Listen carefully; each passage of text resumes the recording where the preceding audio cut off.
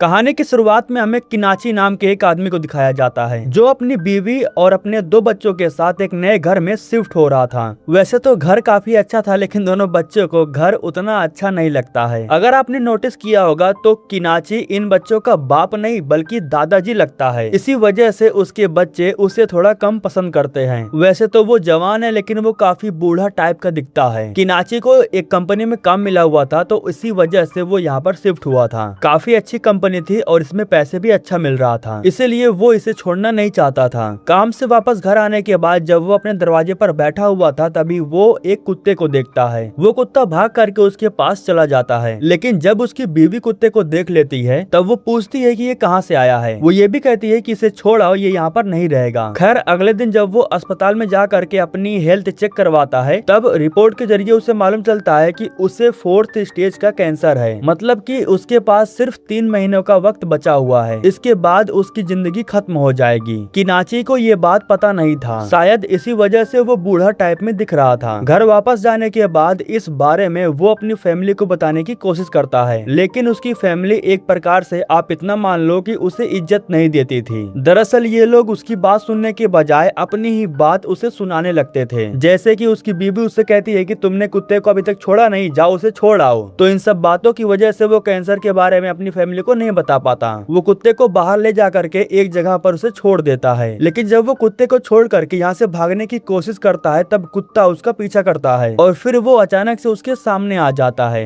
किनाची भी इस कुत्ते को छोड़ना नहीं चाहता था, लेकिन वो भी अपनी बीवी के सामने मजबूर था। खैर तभी वो इस सुनसान जगह पर एक लड़के को अकेला बैठा हुआ देखता है। इस लड़के का नाम हीरो है। तभी अचानक से आसमान में तेज रोशनी चमकने लगती है। कोई चीज थी जो काफी तेजी से जमीन पर आकर के क्रैश हो जाती है। किनाची और हीरो ये दोनों इस धमाके की वजह से काफी दूर फेंका जाते हैं। अगले दिन सुबह में जब किनाची को होश आता है तब उसे मालूम चलता है कि अब उसे बिना चश्मों के सब कुछ दिखाई देने लगा है। वो काफी खुश होता है और कुत्ते को लेकर के वापस घर चला जाता है। वो कुत्ते को उठा करके चुपके से घर के अंदर ले जा रहा था, लेकिन तभी अचानक से उसे उसकी बीवी की आवाज सुनाई देती है, जिस वजह से वो जल्दी से कुत्ते को बाहर छुपा देता है। उसकी बीवी पूछती है कि वो रात भर कहाँ था, तब वो झूठ बोलते हुए कहता है कि वो अपने एक दोस्त के पास था। इसके बाद किनाची डिनर में सूप पीता है। सूप पीने के बाद वो जल्दी से जा करके फटाफट ढेर सारा पानी पीने लगता है। इसके बाद वो डिनर नहीं करता है बल्कि अपने कमरे में चला जाता है, जहाँ पर हमें मालूम चलता है कि वो चुपके से कुत्ते को अपने कमरे में ले आया है। तभी वो देखता है कि उसके हाथ में से अचानक से धुआं जैसा कुछ निकल रहा है। वो डर जाता है, इसलिए अपने पूरे कपड़े उतार देता है। इसके बाद जब वो अपने हाथों को चेक करता है तब उसे हाथ में बटन के जैसा कुछ दिखाई देता है, जिसे वो दबा देता है। दबाते ही उसके हाथ की एक उंगली खुल जाती है, जिसमें कुछ केबल के जैसा लगाने का दिया हुआ था। फिलहाल वो इस चीज को देख करके डर जाता है। तभी अचानक से उसका पूरा हाथ खुल जाता है। उसका हाथ एक हथियार में बदल जाता है। उसके हाथ में से निकला हुआ गन अचानक से फायर हो जाता है। हालांकि अगले ही पल उसका हाथ फिर से नॉर्मल हो जाता है। इसके बाद जब वो दीवार पर देखता है तब उसे मालूम चलता है कि अभी कुछ समय पहले जो सूप उसने पिया था वही सूप उसके गन में से बाहर निकला है। आखिर ये सूप उसके गन में से क्यों फायर हुआ, ये तो हमें कहानी में आगे पता चलने वाला है। फिलहाल अभी के लिए किनाची काफी सोच में पड़ा हुआ था। तभी उसे अपने गले के पास एक और बटन महसूस होता है, जिसे वो जैसे ही दबाता है तभी अचानक से उसका पूरा हेड खुल जाता है। जब वो खुद को आईने में देखता है तब उसे मालूम चलता है कि वो पूरी तरह से रोबोट बन चुका है। उसके पूरे शरीर में हथियार लगे हुए थे। खैर बीवी की आवाज सुन करके वो फिर से नॉर्मल हो जाता है। इसके बाद सीन शिफ्ट होता है और हमें हीरो को दिखाया जाता है जो अपने एक दोस्त के घर पर जाता है। जिस दोस्त के घर पर वो गया था उसका नाम था एंडो। यहाँ पर हमें मालूम चलता है कि एंडो स्कूल नहीं जाता है, वो सारा दिन कमरे में बैठ करके बस वीडियो गेम खेलते रहता है। हीरो उसे अपने साथ ले करके बालकनी में जाता है उसे कुछ दिखाने के लिए। यहाँ पर हीरो अपने हाथ को बंदूक की तरह आसमान में तान देता है। आसमान में एक पंछी उड़ रहा था जिस पर वो निशाना लगाता है और कहता है बैंग। पंछी को इस तरह उड़ता देख एंडो भी हैरान था। वो हीरो से पूछता भी है कि आखिर तुमने ये कैसे किया। जिसके बाद हीरो उसे अपने साथ लेकर के पार्किंग एरिया में जाता है, जहाँ पर वो कार्स को अपने दिमाग से कंट्रोल करता है और उन्हें स्टार्ट भी कर देता है। अपनी पावर से वो सारे कार्स को वीडियो गेम की तरह खेल रहा था। इसके बाद वो एंडो को अपनी असली सच्चाई दिखाता है। वो एंडो को दिखाता है कि वो अब एक रोबोट बन चुका है। खैर इसके बाद हमें किनाची को दिखाया जाता है जो ऑफिस में था और उसे डांट पड़ रही थी। उम्र के हिसाब से अब वो सही से काम भी नहीं कर पा रहा था। उसका मैनेजर उसे काम से निकालने की धमकी देता है। हालांकि वो उसके पैरों में गिर करके उससे माफी मांगता है, लेकिन फिर भी वो उसे काम से निकाल देता है। वो मायूस होकर के जैसे ही बाहर आता है तभी वो एक कबूतर को देखता है जो कि जमीन पर मरा पड़ा हुआ था। जब वो उस कबूतर को अपने हाथ में उठाता है तब वो अपनी पावर से देख लेता है कि वो कबूतर कहां से चोटिल है। पलक झपकते ही वो अपनी पावर से कबूतर को ठीक कर देता है। कबूतर की जान बचा करके वो बहुत खुश था और अब वो और भी लोगों की जान बचाना चाहता था। तभी उसे एक औरत के रोने की आवाज सुनाई देती है जो अपने बेटे के लिए रो रही थी। जब किनाची को मालूम चलता है कि ये रोने की आवाज अस्पताल में से आ रही है तब वो अस्पताल में जाता है, जहाँ वो देखता है कि एक औरत अपने बच्चे को ठीक करने के लिए डॉक्टर से रिक्वेस्ट कर रही थी। यहाँ किनाची मौका देख करके रूम के अंदर चला जाता है, जहाँ पर वो उस बच्चे को देखता है जो किसी बीमारी का शिकार हो चुका है और अब वो ठीक नहीं हो सकता। किनाची अपनी पावर से उसकी बीमारियों के बारे में पता लगा लेता है। इसके बाद वो अपनी पावर से उसे ठीक भी कर देता है। जो बच्चा ठीक ही नहीं हो सकता था उसे किनाची ठीक कर देता है। जब कमरे में अचानक से उस बच्चे की माँ आती है तब वो अपने बच्चे को सही सलामत देख करके बहुत खुश हो जाती है। डॉक्टर भी ये सोच करके हैरान थे कि आखिर ये हो कैसे गया। ये सभी लोग बच्चे को देखने में बिजी थे, इतने में किनाची यहाँ से निकल लेता है। उस बच्चे की जान बचा करके किनाची बहुत खुश था। इसके बाद हमें हीरो को दिखाया जाता है जो एंडो को लेकर के स्कूल जाता है। अब यहाँ पर हमें मालूम चलता है कि आखिर एंडो स्कूल क्यों नहीं जाता था। दरअसल उसी के क्लास में कुछ बच्चों का ग्रुप था जो उसे परेशान करते थे। वे लोग एंडो का मजाक बनाते थे और उससे पैसे वैसे सब कुछ छीन लेते थे, लेकिन आज हीरो उसका सपोर्ट कर रहा था। वो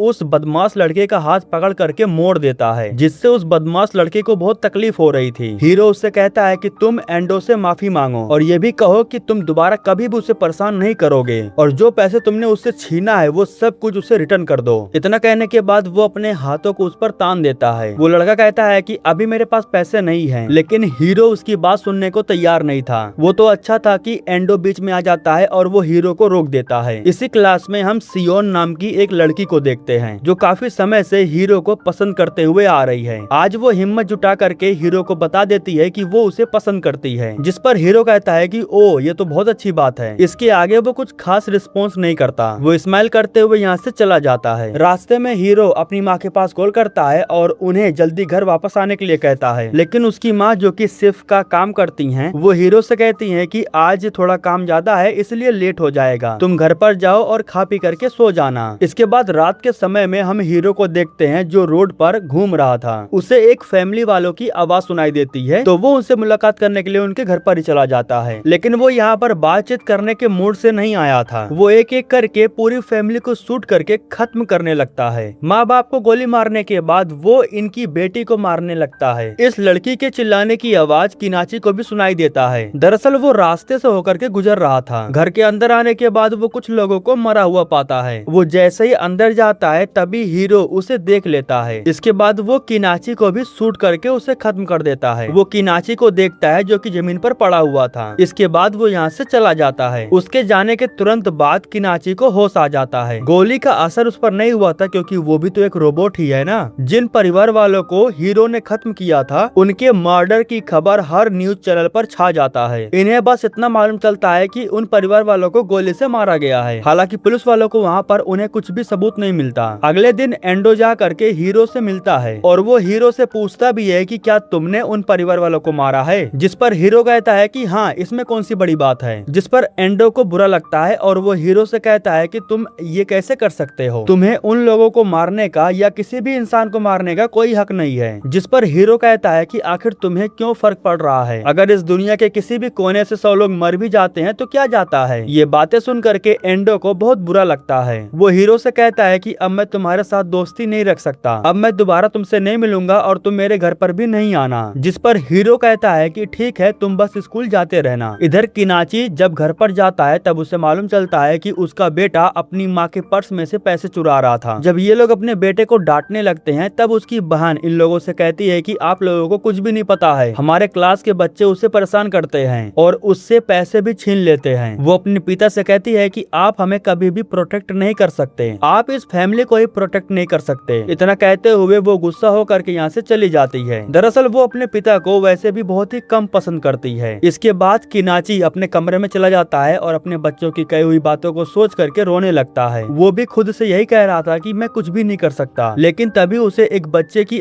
आवाज सुनाई देती है जो किसी वजह से रो रहा था और भगवान को याद कर रहा था। तब किनाची अपनी पावर का इस्तेमाल करता है और उस बच्चे के पास जाने की कोशिश करता है। वो अपनी सुपर पावर रॉकेट का इस्तेमाल करके हवा में उड़ने लगता है। उड़ते हुए उस जगह पर जाकर के पहुंच जाता है जहाँ पर वो लड़का बैठ करके रो रहा था। दरअसल ये लड़का कोई और नहीं बल्कि एंडो ही था। वो भगवान से प्रार्थना कर रहा था कि उसके दोस्त को कोई आकर के रोक दे ताकि वो और किसी को ना मारे। किनाची की मुलाकात एंडो से होती है और वो उसे बताता है कि उस रात हम दोनों यहीं पर थे। आसमान से कोई चमकती हुई चीज धरती से आकर के टकरा गई। एक जोरदार धमाका हुआ और वो धमाका हमारे काफी करीब हुआ था लेकिन हमें कुछ नहीं हुआ। उस धमाके के बाद हम दोनों के साथ कुछ ऐसा हुआ जिसकी वजह से हम रोबोट बन गए। एंडो कहता है कि हमें उसे रोकने के लिए प्लान बनाना होगा वरना वो ऐसे ही लोगों को मारता रहेगा। वो कहता है कि तुम भी तो एक रोबोट हो ना, तुम्हें तो पता होगा कि उसकी समस्या क्या है। जिस पर किनाची कहता है कि मुझे नहीं पता है, हाँ लेकिन मैंने एक बार सूप पी लिया था जिसकी वजह से मेरे बॉडी के साथ बहुत अजीब हो रहा था। अगले दिन सुबह में हम हीरो को देखते हैं जो अपनी माँ के साथ घर पर जा रहा होता है। लेकिन तभी अचानक से यहाँ पर कुछ पुलिस वाले आ जाते हैं जो हीरो से कहते हैं कि जिस परिवार का मर्डर हुआ है उस बारे में मुझे तुमसे कुछ बात करनी है। इतना सुनते ही हीरो यहाँ से भागने की कोशिश करने लगता है। ये लोग उसे पकड़ने की कोशिश करते हैं लेकिन कोई भी उसे पकड़ नहीं पाता। उसके सामने जो कोई भी आ रहा था वो उन्हें शूट करके खत्म कर दे रहा था। उसे जैसे ही मौका मिलता है तो वो यहाँ से फरार हो जाता है। लेकिन उसकी खबर सारे न्यूज चैनल पर चलने लगती है। उसने पुलिस वालों को गन से शूट किया था इसलिए उसे कातिल बना दिया जाता है। जब सियोन को मालूम चलता है कि हीरो मुसीबत में है तब वो उससे जाकर के मुलाकात करती है। सियोन को अभी भी ये लग रहा था कि इन सब के पीछे कोई और है, हीरो को फंसाया जा रहा है। हीरो के पास कहीं रहने का ठिकाना नहीं था इसलिए वो उसे लेकर के अपने घर पर चली जाती है। घर पर सिर्फ वो और उसकी दादी रहती थी। उसके माँ बाप अब इस दुनिया में नहीं थे। वो हीरो से कहती है कि तुम जब तक चाहो यहाँ पर रह सकते हो। इसके बाद हमें किनाची को दिखाया जाता है जो गन शॉट की प्रैक्टिस कर रहा होता है। यहाँ एंडो भी उसके साथ में था। यहाँ एक चीज ध्यान देना, किनाची जब भी अपनी पावर का इस्तेमाल करता था तब उसे ज्यादा प्यास लगता था। पानी पीने के कुछ समय के बाद अचानक से उसके बॉडी में कुछ होने लगता है। उसके गन में से गोली के बजाय पानी की बौछार बाहर निकलने लगता है। तब किनाची उसे बताता है कि उस दिन भी जब मैंने सूप पिया था तो कुछ ऐसा ही मेरे साथ हुआ था। जिसके बाद एंडो उससे कहता है कि सूप काफी सोल्टी होता है और जो तुमने पानी पिया इसमें भी सोडियम की मात्रा काफी ज्यादा है, मतलब कि तुम दोनों को सोडियम से प्रॉब्लम है। इसके बाद हमें हीरो की माँ को दिखाया जाता है। मीडिया वालों ने चारों तरफ से उसे घेर रखा था और उससे उनके बेटे के आरोप के बारे में पूछ रही होती है। सियोन के घर पर बैठ करके हीरो अपनी माँ को टीवी पर देख रहा था और उन्हें इस तरह से परेशान होता देख उसे बहुत बुरा लगता है। मीडिया के तीखे सवालों के जवाब उसकी माँ नहीं दे पाती है। शाम तक खबर आती है कि हीरो की माँ ने अपने अपार्टमेंट में सुसाइड कर लिया है और ये बात सच थी, कोई झूठ नहीं था। हीरो को जब इस बारे में मालूम चलता है तब वो बौखला जाता है। सबसे पहले वो ये पता करने लगता है कि मीडिया वालों को उसकी माँ के बारे में किसने बताया। उसे पता चलता है कि एक मोटा सा आदमी है जो अपने कमरे में बैठ करके हैकिंग वगैरह करता है और उसी ने ही मीडिया वालों को हीरो की माँ के बारे में बताया था। वो आसानी से उसके कंप्यूटर हैक कर लेता है। हीरो उससे कहता है कि आखिर तुमने मीडिया वालों को मेरी माँ के बारे में क्यों बताया, आखिर तुम्हें ये सब करके क्या मिलता है। इतना कहने के तुरंत बाद वो उसे गन से भून डालता है। उसके कांटेक्ट में जितने भी लोग थे जो भी हैकिंग का काम करते थे वो उन सब को एक एक करके खत्म कर देता है। रात में जब सियोन उसे परेशान देखती है तब वो उसे कहती है कि फिक्र मत करो, जल्द ही कातिल मिल जाएगा। जिस पर वो सियोन से कहता है कि वो कातिल मैं ही हूँ। हालांकि सियोन कहती है कि ऐसा हो ही नहीं सकता, मुझे तुम पर भरोसा है। जिसके बाद वो सियोन को अपना असली रूप दिखाता है। वो उसे बताता है कि मैं कोई इंसान नहीं हूँ बल्कि एक रोबोट हूँ। उसे और भी यकीन दिलाने के लिए अपने साथ लेकर के आसमान में उड़ने लगता है। वो सियोन से कहता है कि मैं तुम्हारा साथ कभी नहीं छोड़ूंगा। खैर जब रात में हीरो सो रहा होता है तब सियोन उठ करके पानी पीने के लिए चली जाती है और तभी वो अपने ही कमरे में ढेर सारे पुलिस वालों को देखती है। इन सब पुलिस वालों के हाथों में गन था। हीरो को मालूम चल जाता है। वो जैसे ही इनके सामने आता है तो ये सभी लोग उस पर अंधाधुंध फायरिंग करने लगते हैं। बदले में इन सबको रोकने के लिए वो भी इन पर फायरिंग करता है और इन सबको खत्म कर देता है। लेकिन इस फायरिंग की वजह से सियोन और उसकी दादी दोनों मारी जाती हैं। बाहर के साइड में अभी भी ढेर सारे पुलिस वाले खड़े थे लेकिन इन लोगों के सामने ही हीरो रॉकेट की तरह गायब हो जाता है। इसके बाद हीरो सारे इलेक्ट्रॉनिक डिवाइसेस को हैक करता है। वो सबको बताता है कि सबसे पहले गोली पुलिस वालों ने चलाई थी, उनकी वजह से मेरी मासूम क्लासमेट और उसकी दादी मारी गई। उन्होंने मुझे क्रिमिनल घोषित कर दिया है और वो मुझे मारना चाहते हैं, इसलिए मैं दुनिया वालों के खिलाफ जंग छेड़ रहा हूँ। इस देश में जितने भी लोग हैं मैं सबको मार दूंगा। इसके बाद वो अंधाधुंध सब पर गोलियों की बौछार करने लगता है। जितने भी लोग इलेक्ट्रॉनिक डिवाइस के करीब थे उन्हें देख रहे थे, उन सबको गोली लग रही थी। लोगों के चिल्लाने की आवाज किनाची को सुनाई देता है। उसे मालूम चलता है कि हीरो ने इलेक्ट्रॉनिक डिवाइस को हैक कर लिया है और उसी से वो सबको खत्म कर रहा है। हीरो को रोकने के लिए वो खुद इलेक्ट्रॉनिक डिवाइसेस को हैक कर लेता है। इसके बाद एंडो सबको जानकारी देते हुए सबको बताता है कि कोई भी इलेक्ट्रॉनिक डिवाइस को इस्तेमाल मत करो। आपके पास लैपटॉप, कंप्यूटर, पीसी जो भी है सबको बंद कर दो, तभी आप लोग बच पाओगे वरना मारे जाओगे। लेकिन हीरो अभी भी हार नहीं मानता। वो आसमान में ढेर सारी गोलियां छोड़ देता है जो आसपास की सारी बिल्डिंगों पर जाकर के गिरती हैं और उन सबको तबाह करने लगती हैं। देखते ही देखते कई सारी बिल्डिंगें तबाह हो जाती हैं। हालांकि हीरो को रोकने के लिए, उससे बात करने के लिए किनाची उसके पास आता है, जो हीरो से कहता है कि आखिर तुम ये सब कुछ क्यों कर रहे हो, इससे तुम्हें क्या मिल रहा है। हालांकि हीरो उससे कहता है कि तुम्हें इन सब से क्या फर्क पड़ता है, तुम्हारे ये लोग क्या लगते हैं, इंसानों को खत्म करना मेरे लिए कोई बड़ी बात नहीं है। जिससे किनाची को थोड़ा गुस्सा आता है और वो हीरो को शूट कर देता है। लेकिन इससे हीरो को कोई फर्क नहीं पड़ता है। वो वापस से खड़ा होता है और किनाची के पीछे पड़ जाता है। किनाची अपने पावर का इस्तेमाल करके हवा में उड़ करके उससे दूर भागने लगता है। तभी किनाची को अपनी बेटी के रोने की आवाज सुनाई देती है जो किसी बिल्डिंग में फंसी हुई थी। वो अपनी बेटी को बचाने के लिए जा ही रहा होता है, लेकिन तभी हीरो उस पर हमला कर देता है। एक बार फिर से इन दोनों का आमना सामना होता है। हीरो कहता है कि तुम मुझे रोक नहीं पाओगे, मैं इन सबको खत्म कर दूंगा। इतना कहने के बाद वो अपने पास से पानी की बोतल निकाल करके पानी पीने लगता है, लेकिन तभी किनाची उसके पानी के बोतल को फोड़ देता है। इसके तुरंत बाद किनाची अपने पास से पानी की बोतल निकालता है और उसे बस पीने ही वाला था, लेकिन तभी हीरो उस पर हमला कर देता है। इसके बाद वो बोतल को उठाता है और पानी को पीने लगता है। उसने पावर का इस्तेमाल किया था, इसलिए उसे काफी जोरों से प्यास लगी थी। पानी पीने के बाद वो एक बार फिर से किनाची पर हमला करता है और उसे जान से मारने के लिए उसका पीछा करने लगता है। ये दोनों पृथ्वी से बाहर ब्रह्मांड में चले जाते हैं, जहाँ हीरो अपनी गन से किनाची के ऊपर हमला करने वाला था, लेकिन तभी उसके गन में से सिर्फ पानी बाहर निकलता है और तभी अचानक से हीरो की बॉडी भी काम करना बंद कर देती है। दरअसल किनाची ने उसे धोखा दिया। उसने पानी के बोतल के कवर को छुपा रखा था। असल में जो पानी उसने पिया उसमें सोडियम था, जिसकी वजह से अब उसका बॉडी पार्ट काम नहीं कर रहा था। इसी चीज का फायदा उठा करके किनाची उस पर हमला करता है और उसे जान से खत्म कर देता है। इसके बाद वो सीधा भाग करके उस बिल्डिंग में जाता है जहाँ पर उसकी बेटी जख्मी हालत में पड़ी हुई थी। वो अपनी बेटी को अपने पावर से ठीक करके उसे होश में ला देता है। एक पल के लिए उसकी बेटी अपने ही पिता को देख करके काफी हैरान हो जाती है। वो अपने पिता को गले से लगा करके रोने लगती है और उनसे माफी मांगती है। लेकिन तभी अचानक से यहाँ पर हीरो आ जाता है जो किनाची पर हमला कर देता है। इसके बाद वो किनाची की बेटी को बस शूट करने वाला था, लेकिन तभी किनाची उस पर हमला कर देता है, लेकिन उसकी बेटी को गोली लग जाती है। इसके बाद वो किनाची के ऊपर लगातार हमला करता है और वो उसे बहुत मारता है, यहाँ तक कि वो एक हैवी चीज से उसका सर भी फोड़ने की कोशिश करता है, लेकिन फूटता नहीं है। इसके बाद वो किनाची को छोड़ करके उसकी बेटी पर हमला करता है। वो किनाची के सामने ही उसकी बेटी को बिल्डिंग से नीचे फेंक देता है, जिससे किनाची को बहुत गुस्सा आता है और वो अपने सुपर पावर का इस्तेमाल करता है, जिससे वो हीरो पर हमला करता है और उसके शरीर के कई टुकड़े कर देता है। हीरो को खत्म करने के बाद वो जल्दी से जा करके अपनी बेटी को भी बचा लेता है। उसकी बेटी बिल्कुल सही सलामत थी। मीडिया वालों के सामने ये खबर आती है कि हीरो खत्म हो चुका है, लेकिन ये बात किसी को नहीं पता है कि हीरो को किसने मारा। किनाची की सच्चाई उसकी बेटी के अलावा और किसी को नहीं पता चलता। इसी के साथ दोस्तों ये कहानी यहीं पर खत्म हो जाती है।